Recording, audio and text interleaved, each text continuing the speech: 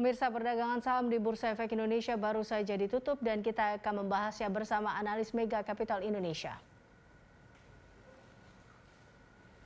IHSG akhir pekan ditutup menguat di level 6090. Untuk membahas rekomendasi investasi, kita telah bersama dengan Lianto Sudarso, Investment Specialist Mega Capital Indonesia. Terima kasih Pak Lianto telah bergabung bersama kami. Pak Lianto, Anda sendiri melihat atau apa analisis kinerja IHSG hari ini seperti apa? Kira-kira sentimen apakah yang memang mempengaruhi penguatan IHSG? Ya, saya rasa penguatan IHSG hari ini itu melanjutkan penguatan yang terjadi kemarin ya. Setelah kita tahu bahwa 2 hari yang lalu IHSG itu mengalami penurunan yang cukup dalam. Jadi kalau memang kita lihat di sini bahwa 2 hari yang lalu memang IHSG ini dalam beberapa saat ini memang dari segi domestiknya memang lagi sentimen positifnya kurang banget. Belum ditambah lagi 2 hari yang lalu itu data Consumer Confidence Index kita di bulan Agustus malah lebih jelek daripada bulan Juli gitu. Nah itu yang memicu sell off 2 hari yang lalu. Nah tapi kemarin dan hari ini menguat, saya rasa itu lebih karena technical rebound ya. Dan kita juga harus ingat satu lagi bahwa average buy asing itu di sekitar level 5.900 sampai 5.950. Ya, jadi ini mungkin adalah level yang mau diperhatikan oleh investor. Jadi as long as IHSG tidak turun di bawah itu, saya rasa potensi IHSG kalau jika melemah mendekati bahkan level 6.000 akan ada potensi untuk rebound kembali. Begitu saya rasa. Oke, Pak Lianto, Anda sendiri bagaimana merespon investor terkait dengan analisis The Fed terkait ekonomi AS yang melambat di bulan Agustus ini? Iya, jadi memang kemarin itu data non-farm payroll-nya The Fed ini kan memang bisa dikatakan terendah ya dalam beberapa bulan yang terakhir. Nah, tapi memang kita harus lihat bahwa kalau saya lihat itu sekarang semua ekonomi negara ini kok rasanya mereka ini lebih try to move on dari yang namanya pandemi ini.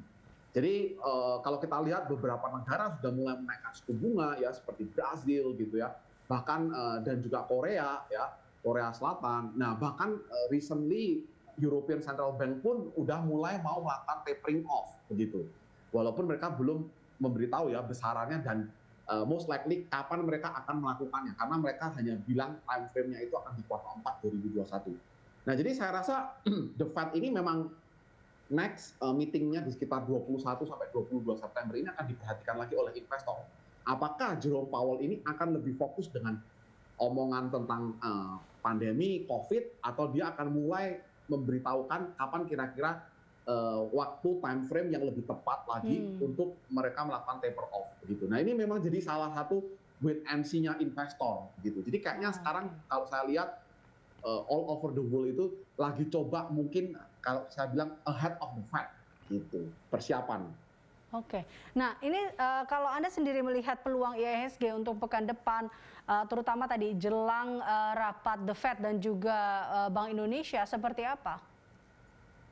I think IHSG masih akan terus konsolidasi ya di 6.050 sampai 6.150 itu range-nya yang kita udah lihat bolak-balik di level ini. Dan kita harus ingat juga bahwa IHSG ini di bulan September memang kalau kita bilang kurang bahasanya tuh kurang friendly untuk IHSG karena dalam 10 tahun ke belakang kebanyakan IHSG itu Septembernya tuh selalu merah.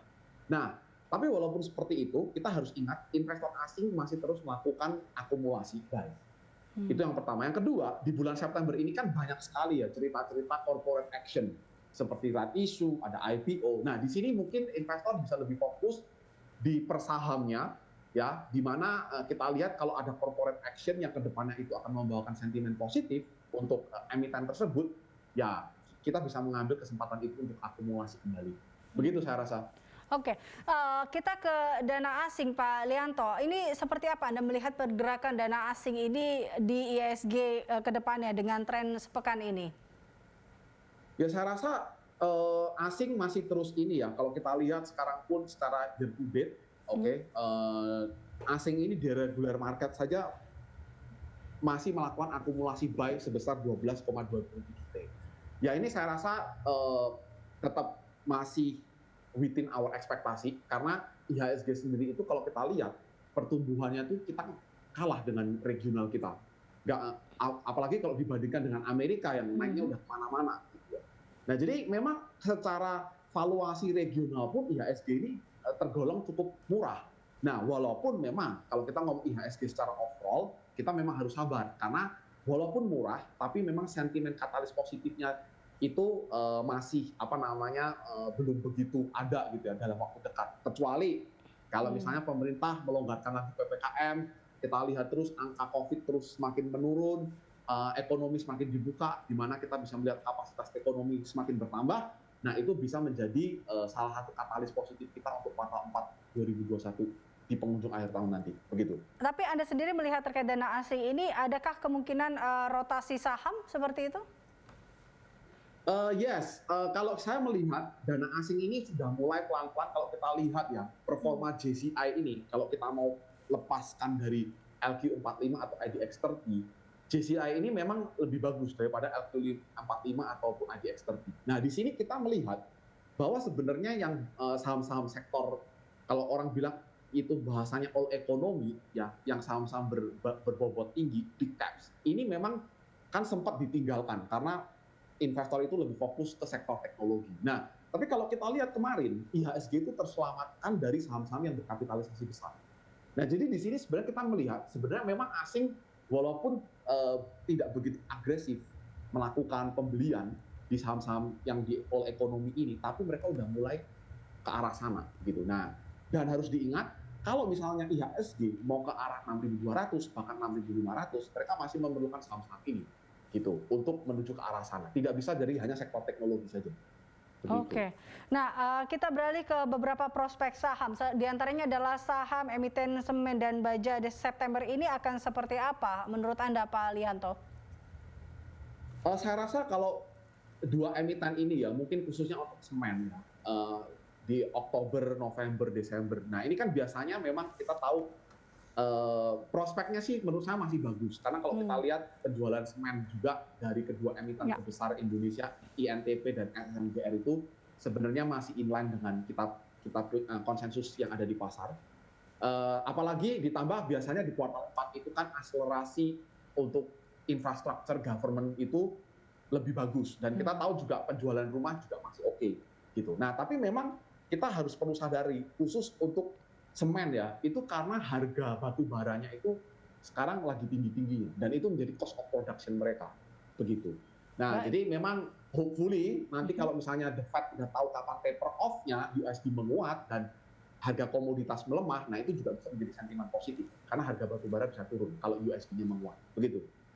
Oke, baik. Terakhir Pak Lianto, prediksi IHSG Senin dan juga rekomendasi saham dari Anda seperti apa? Ya saya rasa untuk Senin saya rasa IHSG masih akan mencoba untuk ini ya mengetes level di level resisten 6.150 ya dengan support 6.050. Untuk saham-saham kali ini sampai akhir tahun sih saya masih suka perbankan ya. Investor bisa mulai akumulasi perbankan, apalagi kita tahu bahwa BBRI barusan saja melakukan right issue dan kita tahu dananya itu untuk mengakuisisi satu bisnis unit usaha yang sangat profitable. Nah, jadi saya rasa dengan market cap BRI sekarang yang juga cukup besar, saya rasa di penghujung akhir tahun dia bisa menjadi salah satu game changer untuk IHSG. Begitu. Baik, terima kasih Pak Lianto telah bergabung bersama kami. Terima kasih atas analisisnya. Pemirsa, demikian Lianto Sudarso, Investment Specialist Mega Capital Indonesia. Pemirsa